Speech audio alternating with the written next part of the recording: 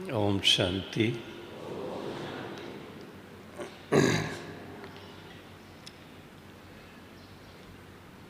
देख रहा हूँ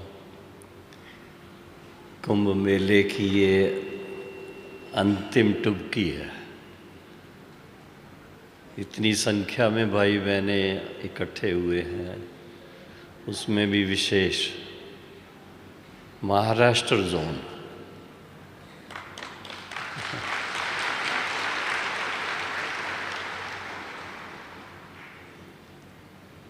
लेकिन सब तरफ से भाई बहने आए हुए हैं,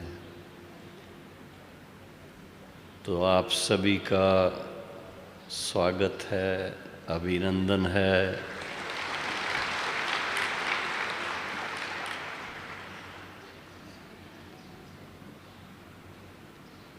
आज का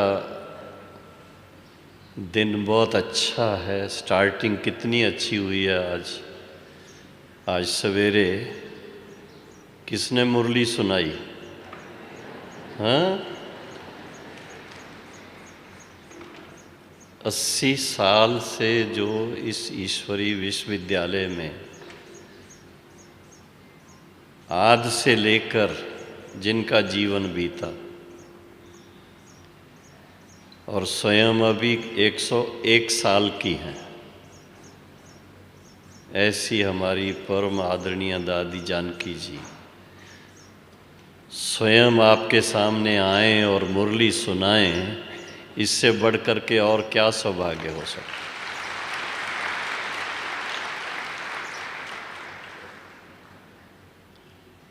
भले ये लास्ट टुबकी है, लेकिन आप सब अपने सौभाग्य को ज़रा गिनती करते जाना कि क्या क्या आपको प्राप्ति है इसमें। सबसे पहले तो इतना बड़ा ईश्वरी परिवार इकट्ठा हो साथ में, यही बहुत बड़ी बात है।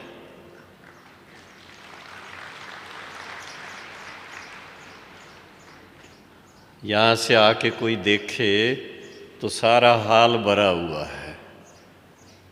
यहाँ पर जितने बैठे हैं इतने ही मेरे ख्याल में बाहर भी होंगे।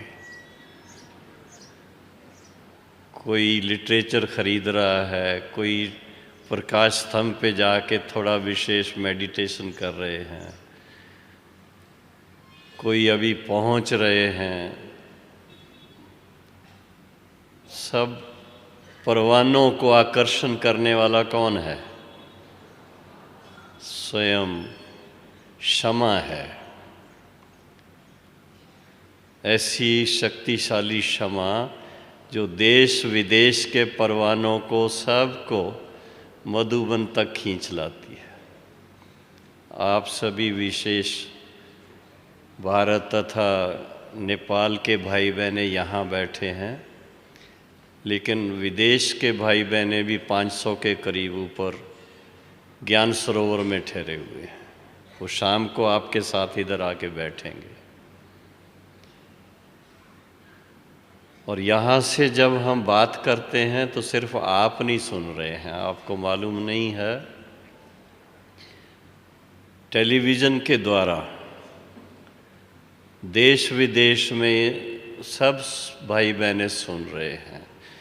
तो जो भी सुन रहे हैं सबको आज विशेष इस सीज़न का ये जो अंतिम मिलन है, संगठन है, उसकी मुबारक दे रहे हैं।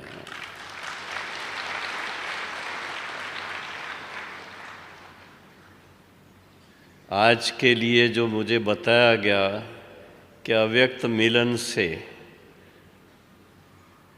जो हम सबको फ़ायदा होता है, जो हम सब का उत्थान होता है, जिससे कि हम आत्माओं की जीवन इतनी श्रेष्ठ बनती है, तो उसके एवज में हम रिटर्न क्या दें?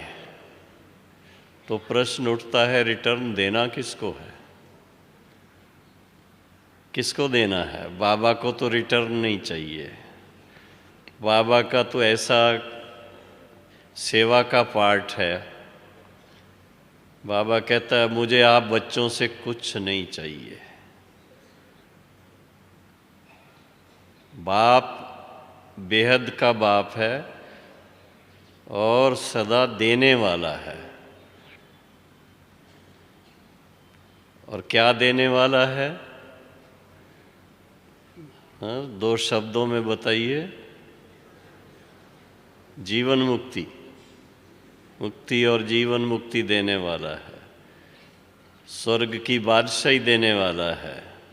ठीक है, लेकिन उसके पहले स्वर्ग के योग्य बनाने के लिए जो सबसे श्रेष्ठ बात है, ईश्वरीय ज्ञान धन दे रहा है। बाबा के महावाक्यों को सामने रखते हैं तो बच्चे ये जो ज्ञान की मुरली आप सुनते हैं, उसको अगर उस ध्यान से सुने तो ईश्वरीय ज्ञान के एक एक वाक्य लाखों रुपए के हैं। इतनी उसकी वैल्यू है बाबा के दिल में। अब बच्चों के दिल में कितनी है ये तो बच्चे खुद जाने। हाँ, आप क्या समझते हो? जो समझते हैं सचमुच लाखों रुपया हमारा रोज़ का इकट्ठा हो रहा है, लेकिन सूक्ष्म बैंक में हो रहा है, उसके ऊपर टैक्स नहीं लगती है, टैक्स फ्री है बिल्कुल। हाँ, आपके मन में वो बैंक है, बाहर नहीं है कहीं।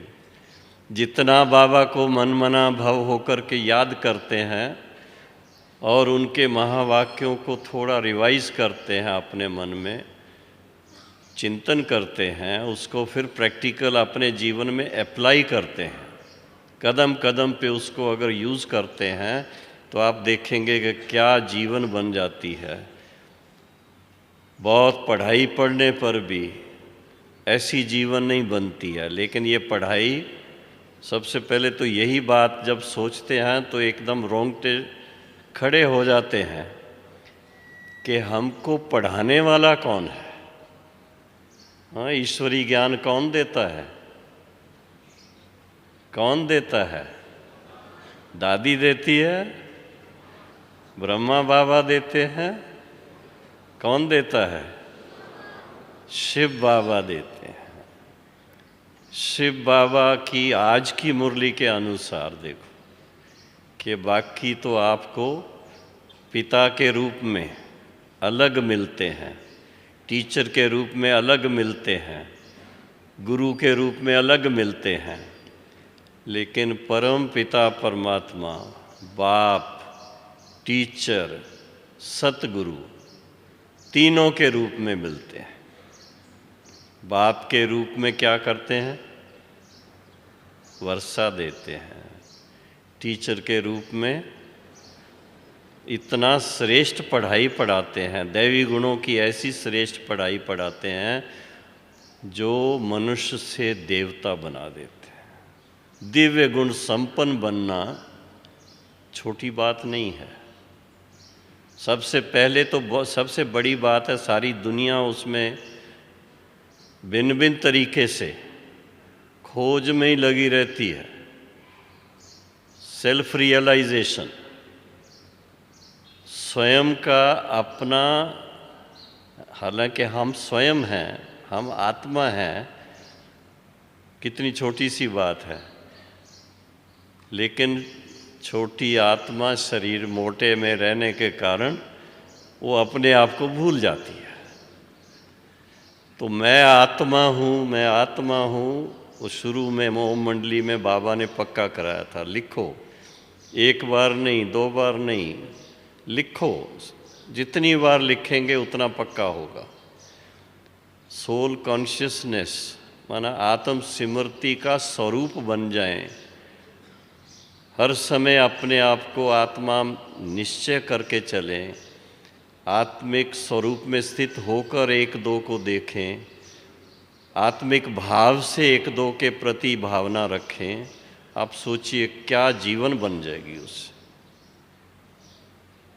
इतना श्रेष्ठ जीवन बनाने के निमित्त स्वयं परम पिता परमात्मा हम बच्चों को ज्ञान दे।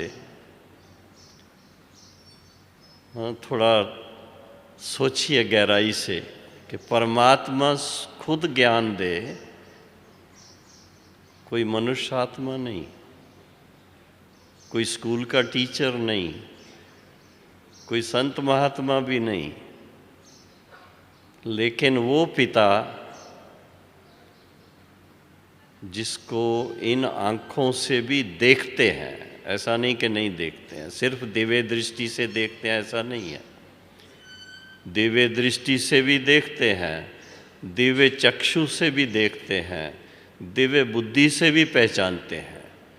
तो ऐसे पिता के साथ जब उन्होंने ज्ञान दिया है, समझा है, तो सभी का उनसे कितने परसेंट, मैं अभी परसेंटेज पूछ रहा हूँ, कितने परसेंट उनको स्वीकार किया है? जिन्होंने 100% स्वीकार किया, जरा हाथ खड़ा करें।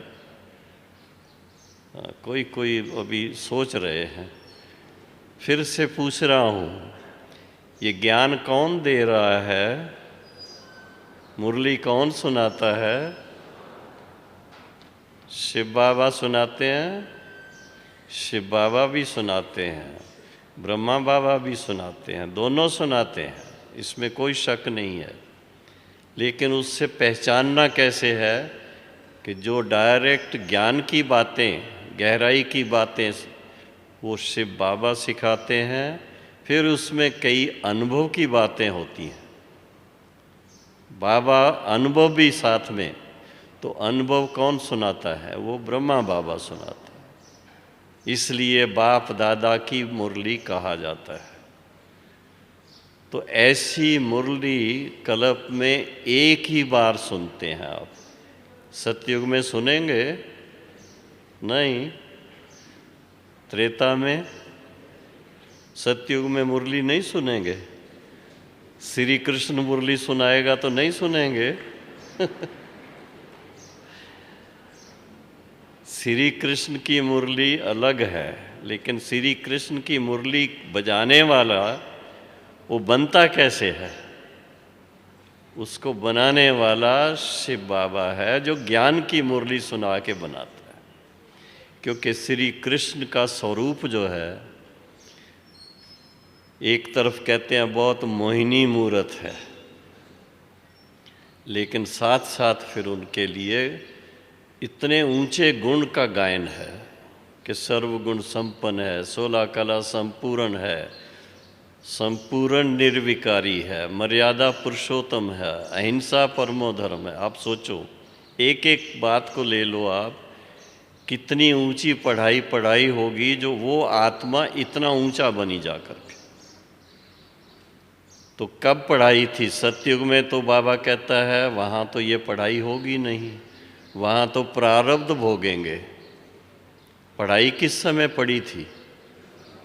हाँ, संगम युग में। उसको बाबा ने नाम दिया पुरुषोत्तम संगम युग। कभी है पुरुषोत्तम संगम युग? अभी चल रहा है? अभी है? अभी है? फिर से पूछ रहा हूँ, आप उस युग में हैं? पक्का? तो सबसे तो भाग्यशाली कौन हुए फिर? जो डायरेक्ट परमात्मा से पढ़ाई पढ़ने वाली आत्माएं हैं, वही सबसे ज़्यादा भाग्यशाली है।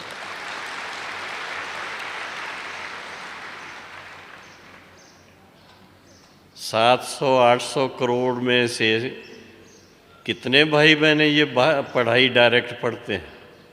बहुत थोड़े हैं, लाखों में हैं, करोड़ों में भी नहीं हैं। और उन लाखों में भी, अब सोचने की बात है, उन लाखों में भी सबसे बड़ी यूनिवर्सिटी में आकर के पढ़ने वाले कौन हैं? कितने हैं? आप कहाँ बैठे हैं? हाँ, कहाँ बैठे? सबसे बड़ी यूनिवर्सिटी में। ये यूनिवर्सिटी का हाल कितना बड़ा है। तो आप सोचिए कि आप जो पढ़ाई पढ़ रहे हैं, जैसे बाप इतना महान बड़ा है, सबसे बड़ा बाप है, तो उसकी पढ़ाई भी बहुत बड़ी है। 80 साल से लगातार ज्ञान मिल रहा है। आप सोचिए, एक दिन नहीं मिस किया बाबा ने, एक दिन भी मिस नहीं किया।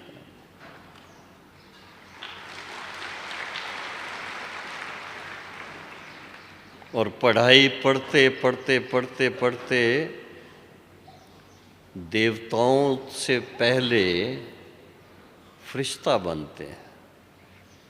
फरिश्ता स्वरूप जैसी हमारी दादियों को आप देखते हो, देखने में आती है ना।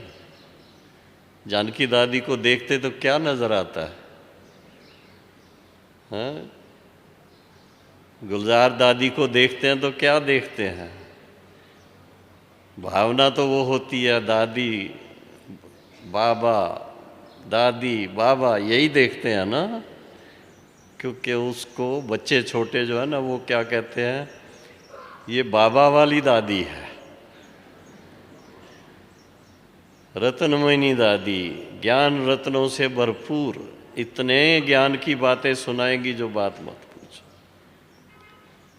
सभी बहनें भाई जो भी सीनियर भी हैं, सभी एक से एक बढ़ कर के अनुभवी हैं। लेकिन उन सब के अनुभव का आधार क्या है? आधार है कि हमें पढ़ाने वाला कोई मनुष्य नहीं है, स्वयं परम पिता परमात्मा है। तो जिनका पिता भी परमात्मा है, जिनका टीचर भी परमात्मा है, और फिर अपने साथ सबको पावन बना करके परमधाम ले चलने वाला है, वो भी परम पिता परमात्मा। तो इस बातों को जब अच्छी गहराई से सोचते हैं तो रोंगटे खड़े हो जाते हैं। ऐसे ही नहीं है, ऑर्डिनरी पढ़ाई नहीं है ये। बाबा जो कहता है कि ये एक एक ज्ञान रत्न लाखों रुपए का है, वो सच्ची बात है। दुनिया की किसी यूनिवर्सिटी में पढ़ के आए कोई, जब तक ये ईश्वरी ज्ञान नहीं है तो उसकी पढ़ाई जैसे आधी अधूरी है। बड़े बड़े प्रोफेसर, बड़े बड़े स्कॉलर यहाँ आकर के देखते हैं। अभी थोड़े दिन पहले यहाँ पर प्रोग्राम हुआ, सभी जानते हैं ना, टीवी पर तो सब ने देखा होगा। कितने भाई बहनें आए, बड़ी बड़ी पोस्ट वाले,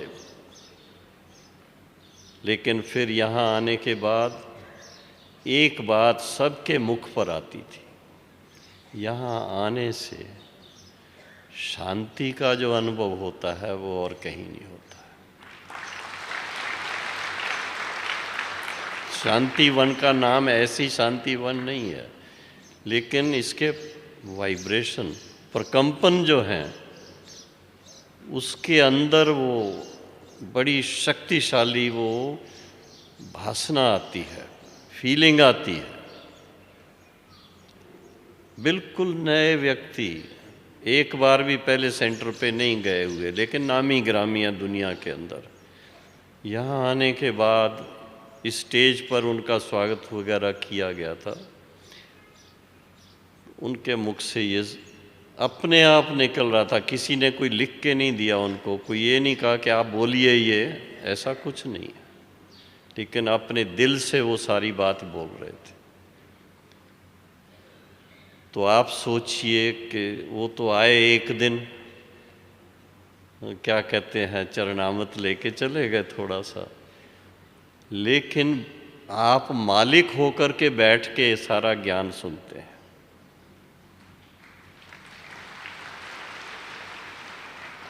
क्योंकि बाबा के पास जो भी बच्चे आते हैं वो मालिक हैं,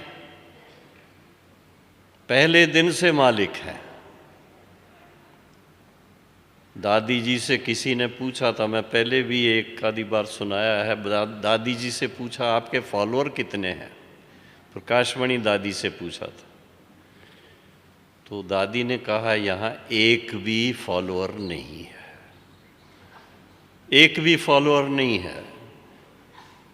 क्योंकि पूछने वाले एक महामंडलेश्वर थे, वो कहने लगे आपका एक भी फॉलोअर नहीं, ऐसे कैसे होगा, इतना बड़ा आपका ये सारा सेटअप है यहाँ। दादी ने कहा यहाँ सब मेरे भाई और बहनें हैं, फॉलोअर नहीं हैं। सब मेरे बाबा के बच्चे हैं और सभी बाबा को प्रत्यक्ष करने के निमित्त हैं। इनके हर एक के नैनों से, हर एक के मस्तक से बाबा की रोशनी सबको नज़र आती है, बाबा की दृष्टि नज़र आती है। इसलिए ये मेरे भाई बहने हैं, फॉलोअर कोई नहीं है।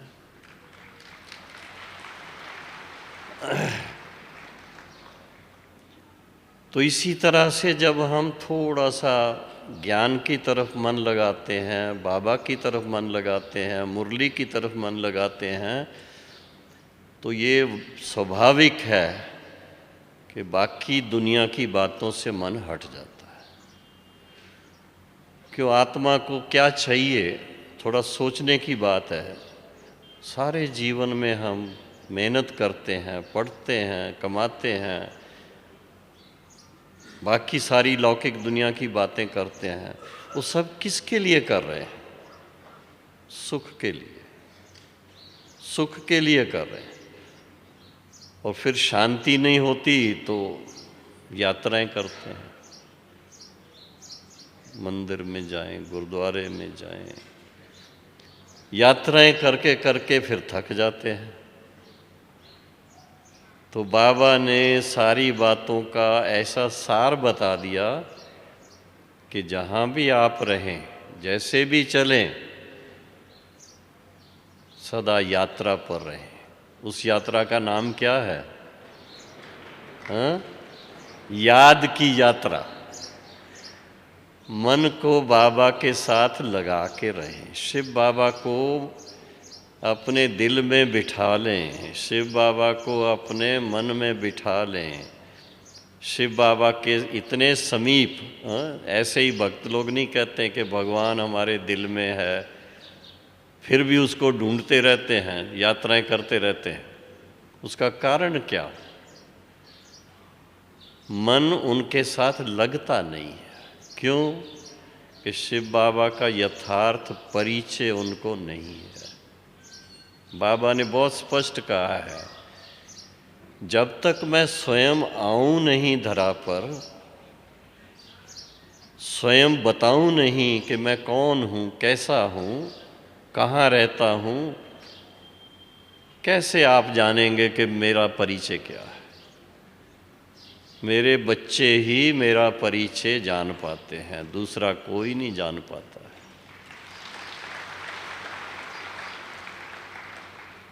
और उन बच्चों में भी फिर बाबा कहता है नंबरवार पुरुषार्थ अनुसार। हाँ, पहला नंबर कौन लेना चाहेगा? हाथ खड़ा करो, सभी करेंगे। अच्छी बात है। और वास्तव में हर एक अपना पहला नंबर लेता है, ये भी आपको मालूम होगा। आप अपनी ऊंची से ऊंची स्थिति को इमर्ज करो थोड़ा।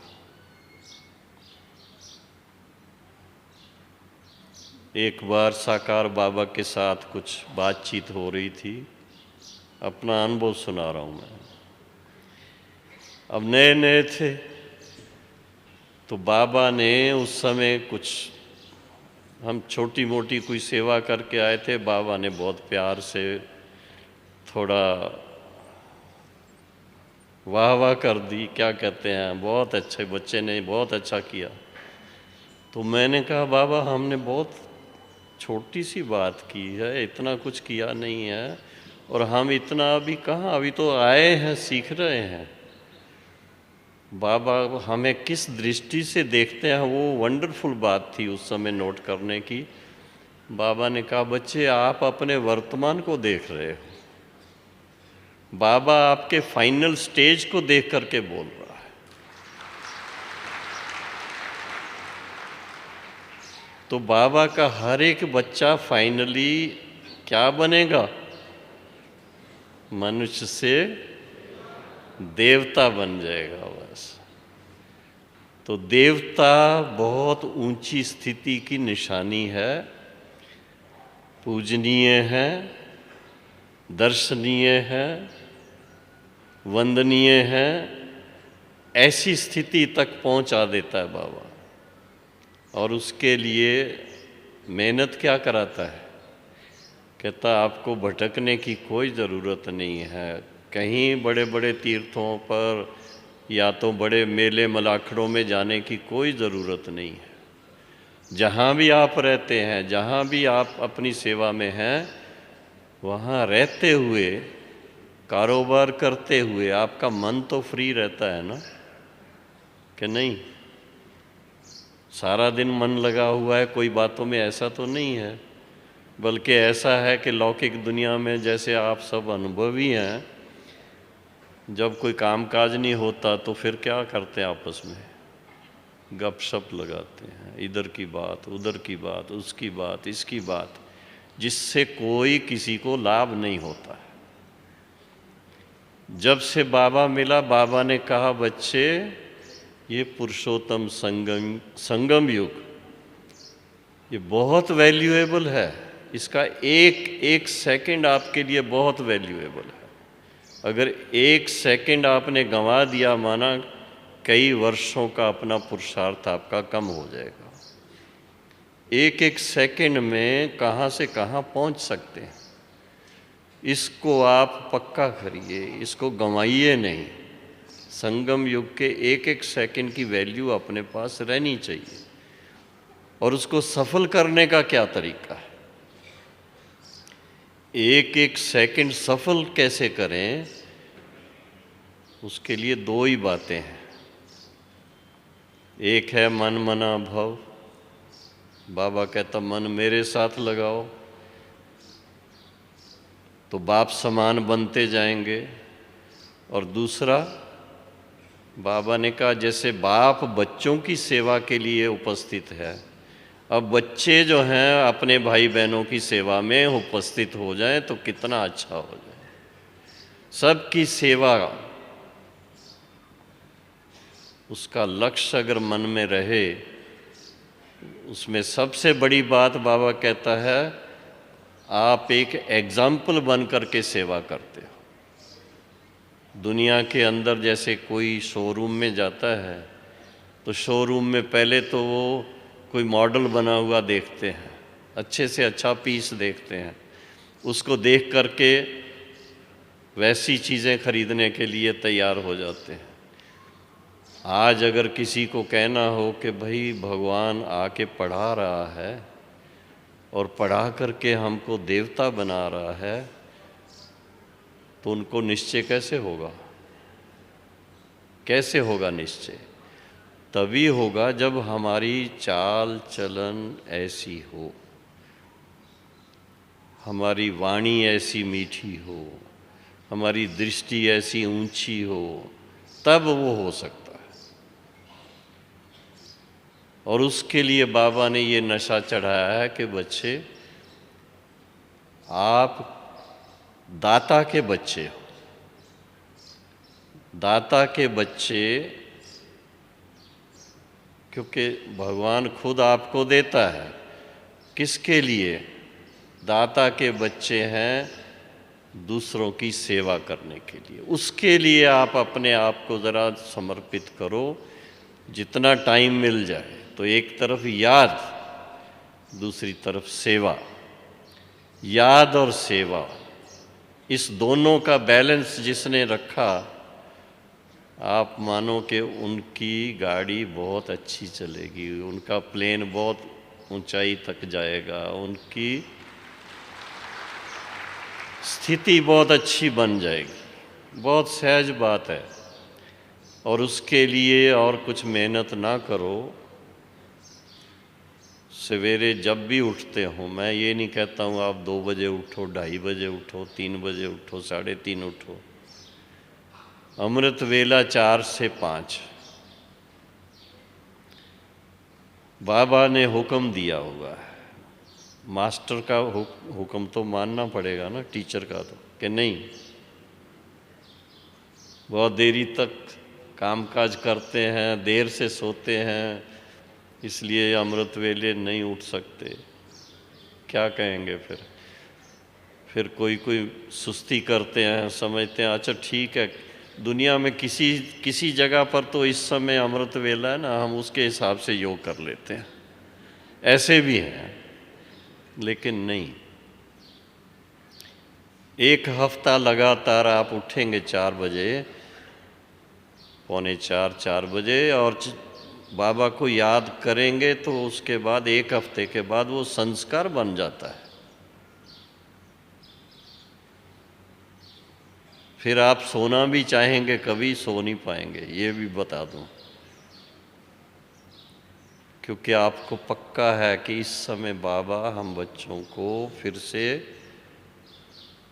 शक्ति देता है, शक्तिशाली बनाता है, मैग्नेटाइज करता है, मैग्नीफाई करता है, दोनों बातें हैं उसमें। और जितना जितना बाबा के साथ उस समय योग लगाते हैं, तो अपने लिए सिर्फ नहीं होता है, ये तो बाबा ने बहुत अच्छी बातें मुरलियों के अंदर सुनाई हैं कि आप जिस समय बाबा की याद में बैठते हैं, तो आपके वाइब्रेशन सारे विश्व को शांति का दान देते हैं। आप सोचिए, क्या टाइटल हो गया आपका? हाँ, लोग पीस प्राइज देते हैं ना किसी किसी को, कहीं लड़ाई बंद करा दी या कहीं कुछ और कर दिया, तो उनको पीस प्राइज देते हैं। तो आपको कौन सा प्राइज मिलता है? हाँ, विश्व शांति स्थापक बन गए आप, इससे बढ़कर के और क्या चाहिए?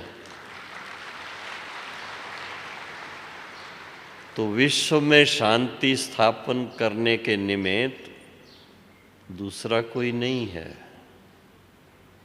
शांति के सागर बाप के हम बच्चे हैं, और विश्व में शांति स्थापन कर रहे हैं।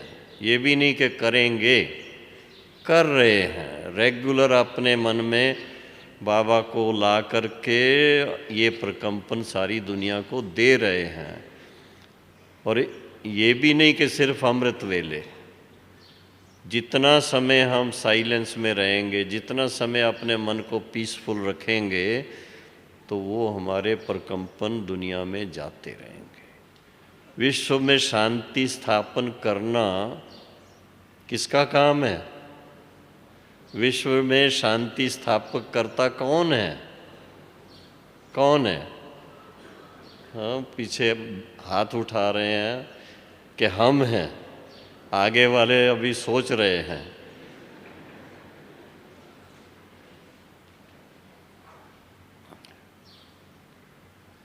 तो इसी को कहते हैं सो परिवर्तन से विश्व परिवर्तन। अपने अंदर शांति हो, मन के अंदर बाबा की याद और प्यार हो, तो क्या होगा? मन मना भव होने से मन खुश हो जाएगा। सिर्फ मन की शांति नहीं, लेकिन मन खुश भी होगा, खुशनुमा रहेंगे हमेशा अपने जीवन में, सदा मुस्कुराते रहेंगे। और सबसे बड़ी बात है, आज के युग में अधिकतर लोग अखबारों को देखते हैं ना, न्यूज़पेपर पढ़ो, टीवी की न्यूज़ देखो, उसमें आपको पॉजिटिव न्यूज़ नहीं मिलेगी, मोस्टली नेगेटिव। सभी जानते हैं। अगर अखबार वालों से पूछो तो कहेंगे अगर पॉजिटिव देंगे तो कोई छापेगा नहीं, पढ़ेंगे नहीं कोई। तो आप सोचिए कि जो खाना हमें सूट नहीं करता, हमारे मन को जो चीज़ सूट नहीं करती है, और वो हम उसी को अध्ययन करते रहें, उसी को पढ़ते रहें, उसी के सीन देखते रहें, तो उससे पीस ऑफ माइंड रहेगा? मन में शांति रहेगी? आनंद रहेगा? नहीं रहेगा। इसलिए बाबा ने बच्चों के द्वारा पीस ऑफ माइंड चैनल शुरू कराई, इसीलिए कि पॉजिटिव बातें सारी उसके अंदर जाए। जितनी पॉजिटिव बातें जाएंगी, उतना व्यक्ति अपने आप को पहचानने लगता है कि वास्तव में ये जो कहावत है, परमात्मा ने मनुष्य को अपने स्वरूप में गढ़ा, हाँ, तो परमात्मा का स्वरूप तो नेगेटिव नहीं है, उनका स्वरूप तो पॉजिटिव है। वो तो ओशन ऑफ लव है, ओशन ऑफ पीस है, ओशन ऑफ प्योरिटी है, सब चीज़ों में ओशन है, समुंदर है। तो समुंदर के बच्चे क्या होंगे? क्या होंगे? समुंदर के बच्चे दरियाई होंगे ना। दरिया कहाँ से निकलते हैं? समुंदर से पानी आता है, पहाड़ों पे गिरता है, उससे दरिया बनता है। तो बाबा है ज्ञान का सागर, प्रेम का सागर, शांति का सागर, आनंद का सागर। किसके लिए? किसके लिए है? हम बच्चों को आप समान बनाने के लिए। बाबा ये नहीं कहता मेरे भगत बन के चलो। क्या कहता है? आप बच्चे मेरे गले के हार, मेरे नैनों के नूर हो। ये शब्द इतने अच्छे बाबा के हैं। तो आप सोचिए, आप किसके नैनों में रहते हैं? किसके नैनों में रहते हैं? और आपके नैनों में कौन रहता है? एक दो के नैनों में बस देखते ही रहते हैं। तो कितना अच्छा है अगर ऐसी स्थिति बन जाए, तो दुनिया में हमारे जैसा भाग्यशाली कोई नहीं है। जिसने भगवान को प्राप्त कर लिया, भगवान को अपने नैनों में समा लिया, और फिर भगवान की जो श्रीमत है, उस श्रीमत को पहचान लिया, उसके अनुसार अपने जीवन में श्रेष्ठता ले आए, जीवन ऐसी बन गई, श्रेष्ठ जीवन बन गई, तो और क्या करना है? और उसका फिर आज की जैसे मुझे कहा गया है, उसका रिटर्न क्या देना है? बाबा ने इतनी पालना हम बच्चों की है, तो हमारा फर्ज है, करोड़ों भाई बहनें हमारे हैं दुनिया के अंदर जिनको बाबा का ज्ञान नहीं है, यथार्थ ज्ञान नहीं है, तो यथार्थ उनकी जीवन भी नहीं रहती है। उनको थोड़ा थोड़ा किसी तरीके से उनको परिचय मिले, उसके हम निमित्त बनते रहे। लौकिक में भी अगर कोई अच्छी जगह होती है तो अपने घर वालों को, अपने रिश्तेदारों को कहते हैं ये बहुत अच्छी जगह, चलो वहाँ। कोई अच्छी, हाँ, दुनिया के अंदर तो अच्छी कोई फिल्म आई तो कहेंगे ये फिल्म बहुत अच्छी है, देखो। आजकल तो आप जानते हो क्या है। लेकिन परमात्मा का रास्ता दिखाना किसी को, परमात्मा की याद दिलाना, परमात्मा से किसी को वर्षा दिलाना, इससे बड़ा पुण्य कोई नहीं है।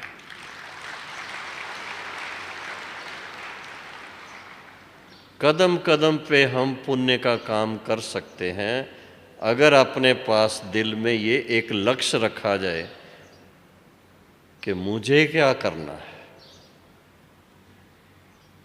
सिर्फ मैं अकेला ही बाबा को याद करता रहूं, जैसे संत महात्माएं अपनी अपनी गुफा में बैठ के करते रहते हैं, फिर कोई भूला भटका उनके पास चला गया तो थोड़ा उनको कुछ शांति का दान दे देते हैं।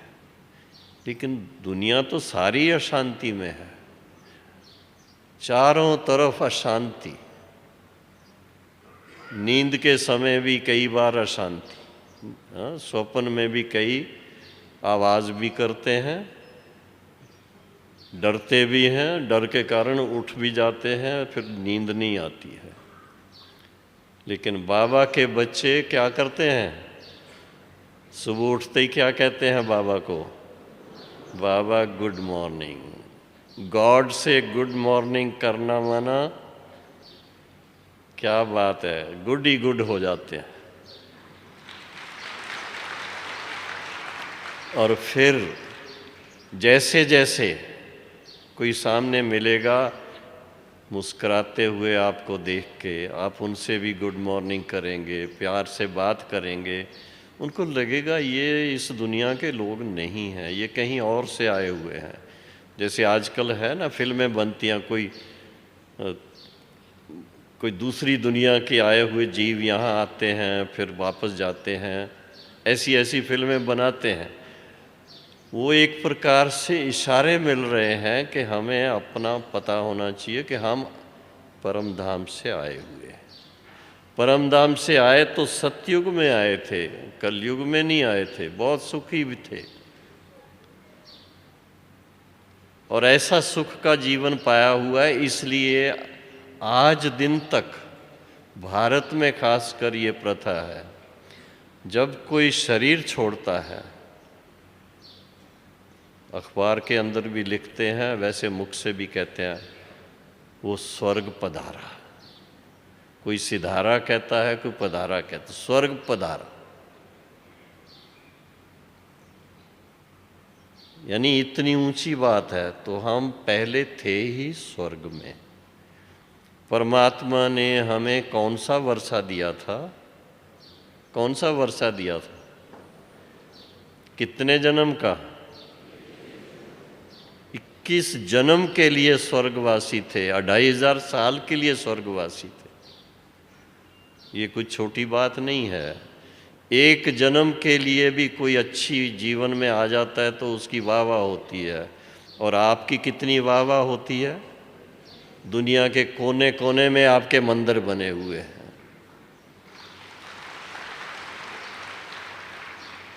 राजाएं महाराजाएं भी श्री लक्ष्मी श्री नारायण को पूजते हैं, राधे कृष्ण को पूजते हैं। ऐसी ऊंची जीवन बन जाए, जीवन मुक्ति को प्राप्त कर लें, तो उसका रिटर्न हम क्या देंगे बाबा को? बाबा हम आप समान दूसरों को भी बनाएंगे।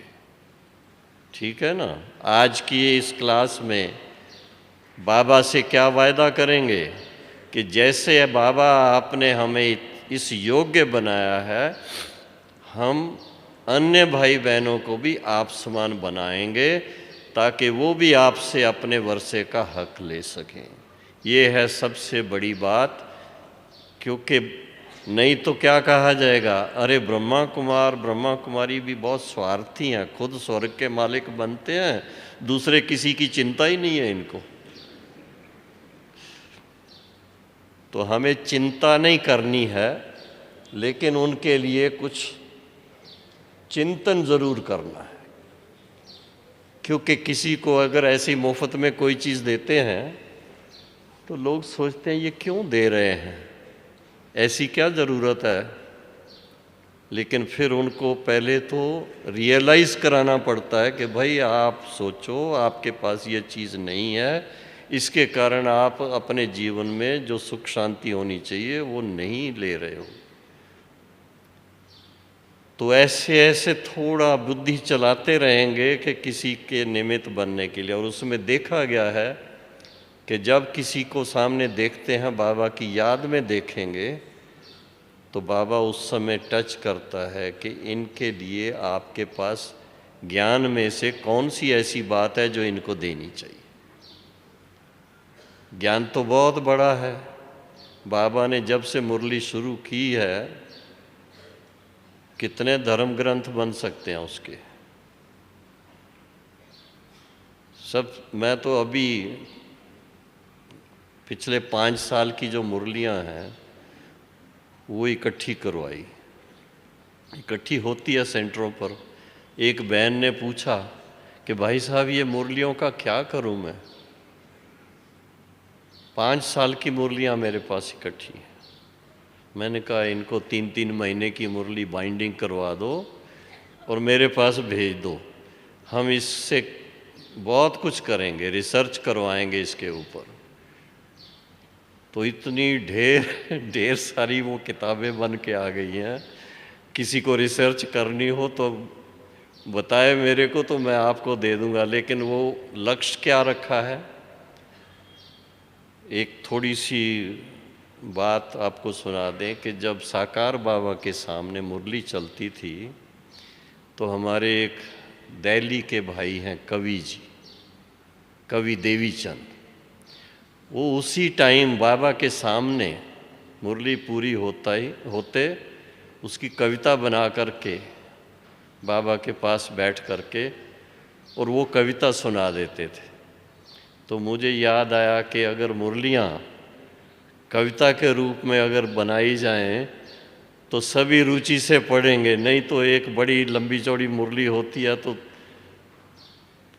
पढ़ पढ़ करके थक जाते हैं। लेकिन कविता होगी तो उससे गीत बनाएंगे, कविता बनाएंगे, बच्चे भी उसको याद कर लेंगे तो कितना अच्छा हो जाएगा। करें ऐसे?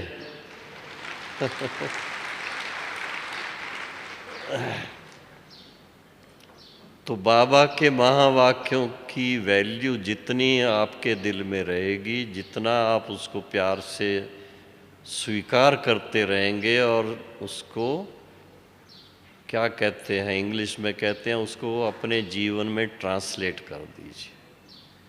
बाबा कहता था ये आपके रोम रोम में ज्ञान की बातें चली जानी चाहिए।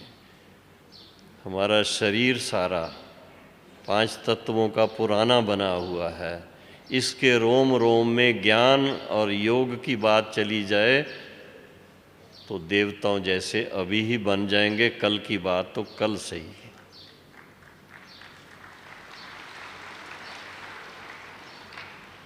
देवताएं भी तो मनुष्य हैं, दूसरे तो कोई नहीं है ना, लेकिन वो पावन हैं, श्रेष्ठ हैं, दिव्य गुण संपन्न हैं। तो अगर ये लक्ष्य रखें कि हमें ऐसा देवता अभी से बनना है, कल से नहीं, कल पर नहीं छोड़ना। कल कल करते क्या कहते हैं, काल खा जाएगा। काल क्या होता है? काल और कोई खाता नहीं है, लेकिन अपना टाइम वेस्ट हो जाता है। बाद में पश्चाताप होता है, अरे मैं ये कर लेता तो कितना अच्छा था, थोड़ा और अभ्यास कर लेता तो कितना अच्छा था, समय पर उठ जाता सुबह तो कितना अच्छा था, मुरली रोज़ पढ़ लेता, सुन लेता तो कितना अच्छा था। बाद में पश्चाताप होता है। तो पश्चाताप की घड़ी ना आए अपने लिए, ठीक है ना, पश्चाताप की घड़ी ना आए, खुशी खुशी बाबा के सन्मुख जाएं ताकि बाबा हमें अपनी राजधानी में भेज दे। ये है अंतिम समय का बाबा को रिटर्न देना। ओके, ओम शांति। अभी 10 मिनट और हैं, क्या करेंगे? थोड़ा बाबा के साथ मन लगाएंगे, चलेंगे। कौन सा गीत चाहिए? उड़ के चले जाएं बस। देखो संकल्प से कहाँ व्यक्ति पहुंच जाता है। और बाबा ने भी संकल्प से ही कहा है कि आप संकल्प करो, हम शुद्ध आत्मा हैं, ज्योति स्वरूप हैं, बाबा भी ज्योति स्वरूप है। बाबा का और हम आत्माओं का, बच्चों का जो निवास स्थान है वो सूर्य, चांद, तारागण से भी पार, ब्रह्मलोक जिसको कहते हैं, परम धाम भी कहते हैं, जहाँ से हम सब आत्माएं इस धरा पर आए हैं। तो बाबा के साथ अपने स्वीट होम में, परम धाम को बाबा कहते थे स्वीट होम ऑफ साइलेंस, वहाँ पर मन को ले चलें, बिल्कुल पीसफुल होकर के बैठें और बाबा को दिल ही दिल में प्यार से थैंक्स देते रहें कि बाबा आपने हम बच्चों को कहाँ कहाँ से ढूंढ करके अपना बनाया है और हमें इस योग्य बना रहे हैं कि आज हम आपके संग में हैं और फिर आप हमें देवलोक, प्रैक्टिकली देवलोक, जो देवताओं की दुनिया है, सतयुगी दुनिया, उसमें प्रिंसेस बना के भेज देंगे। तो हम दिल से बाबा को थैंक्स भी देते हैं। वैसे बाबा कहता थैंक्स की ज़रूरत नहीं है, लेकिन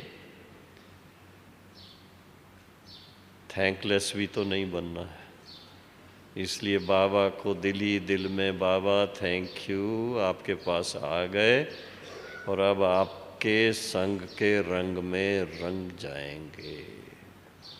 ओम शांति। अभी थोड़ा गीत वीत सुनना और बाबा के पास मन को लगा के खूब अच्छी तरह से अतीन्द्रिय सुख का अनुभव करना।